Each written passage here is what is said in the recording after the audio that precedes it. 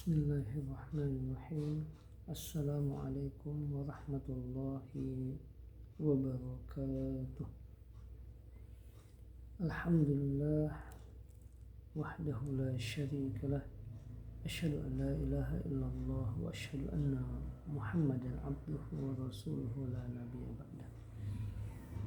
Segala puji milik Allah Subhanahu wa taala atas nikmat Allah yang begitu banyak. Semoga kita tergolong abadan syakura, hamba Allah yang bersyukur kepada Allah Subhanahu wa taala. Salawat dan salam kepada qudwah kita Rasulullah sallallahu alaihi wasallam. Allahumma shalli wa sallim wa barik alaihi. Semoga kita istiqamah li ittiba' sunnati Rasul wa insyaallah ma'ahu fi jannah. Semoga kita nanti bersama Rasul di surga Allah Subhanahu wa taala. Asbab kita berupaya menghidupkan sunnah Rasulullah sallallahu alaihi wasallam. Pemirsa yang dirahmati Allah Subhanahu wa taala, Allah Subhanahu wa taala dalam Al-Quran surah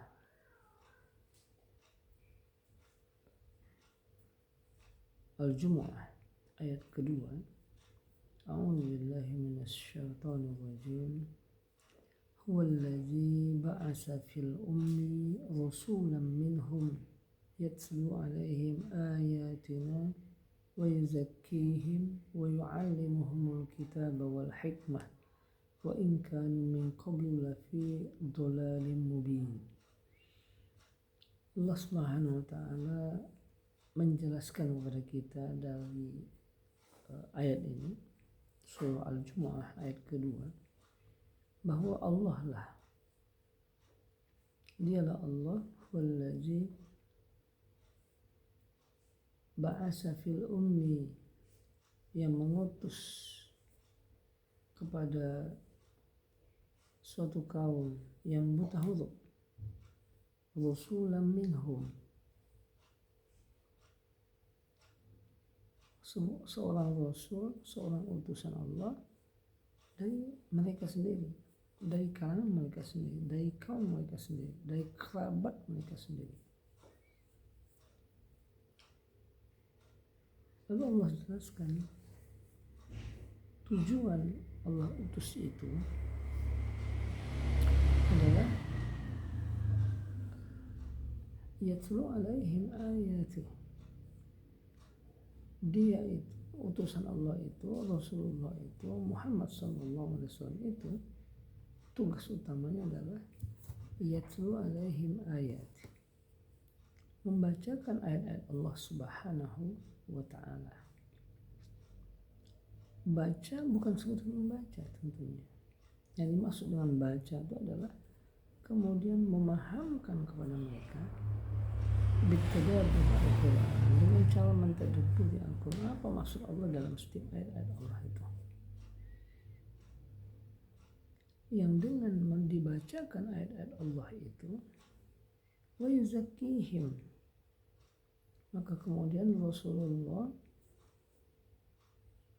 membersihkan jiwa-jiwa mereka dari kesyirikan, dari keburukan, dari kemaksiatan, dari apapun yang hal-hal yang Allah larang. Kemudian setelah bersih hati mereka, setelah dicuci hati mereka dari berbagai hal yang Allah benci, maka kemudian wa yu'allimuhumul kitab wal hikmah.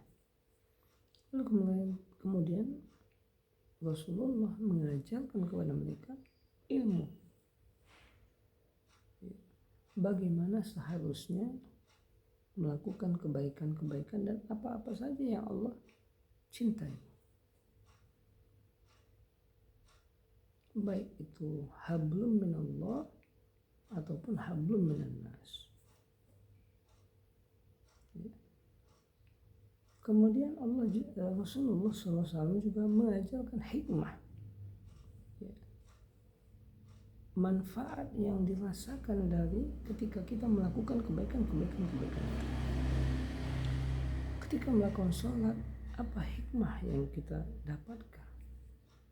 Ketika kita berhaji, ketika bersedekah, berinfak, berpuasa, apa hikmah yang Rasulullah ajarkan pada penjelasan dalam hadis-hadisnya?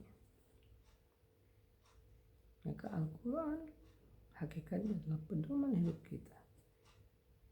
Yang Al-Quran itu menjelaskan ayat-ayat yang lengkap dan penjelasan yang lebih rinci ada pada hadis Rasulullah SAW yang berupa hikmah. Kemudian wa in kanu min qablu lafi dhalalin mubin.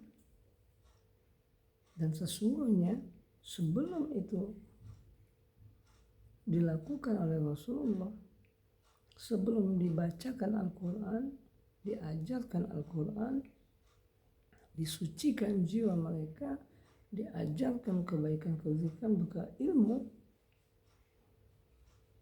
wa in kanu min qablu lafi dhalalin mubin.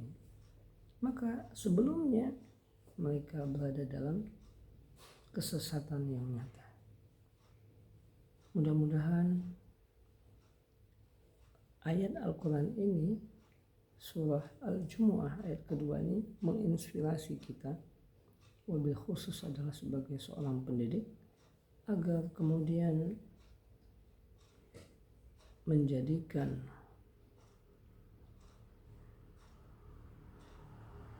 agenda yang paling utama dalam proses pembelajaran adalah yatlu alaihim ayat wa yuzakkihim wa yu'allimuhumul kitab wal hikmah. Semoga kita menjadi pendidik yang rabbani, yang bukan mengajarkan untuk taat kepada kita, tapi mengajarkan siswa, pelajar untuk taat dan takut kepada Allah Subhanahu wa ta'ala.